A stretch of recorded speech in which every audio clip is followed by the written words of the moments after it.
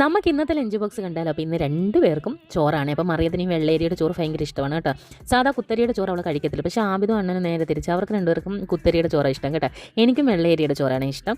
അങ്ങനെ ചോറ് വെച്ചു, പിന്നെ ഇച്ചിരി ചമ്മന്തിപ്പൊടി വെച്ചു, പിന്നെ നമ്മൾ ആവോലി മീനായിരുന്നു വറുത്തത്. അപ്പോൾ ആദ്യം 2 പേർക്കും ഓരോ വാല് കൊടുത്തിട്ട് പിന്നെ വാല് മാറ്റിയിട്ട് ആബിദിന് നല്ല കഷ്ണം വെച്ച് കൊടുത്തിട്ടുണ്ട്. പിന്നെ നമ്മൾ ദോശയുടെ കൂടെ സാമ്പാർ ഉണ്ടാക്കിയിട്ടുണ്ട്. ആബിദിന് ഈ സാമ്പാറും മീൻ വറുത്തതും കൂട്ടി കഴിക്കാൻ ഭയങ്കര ഇഷ്ടം. അപ്പം സാമ്പാറും കൂടെ ആക്കിയിട്ടുണ്ട്.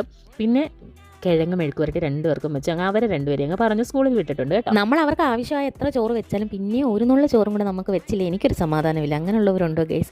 അതുപോലെ പിന്നെ അണ്ണന് ചോറ് വെച്ചു. അണ്ണനും വെള്ളേരി വല്ലപ്പോഴും വെള്ളേരി അവരൊക്കെ കഴിക്കട്ടെ. അപ്പോൾ വെള്ളേരി ചോറ് വെച്ചു. പിന്നെ പയറ് തോരനാണ് അണ്ണന് വെച്ചത്. പിന്നെ നമ്മുടെ ആവോലിയുടെ വാല് കഷ്ണം എടുത്ത് അണ്ണന് വെച്ച് കേട്ടോ.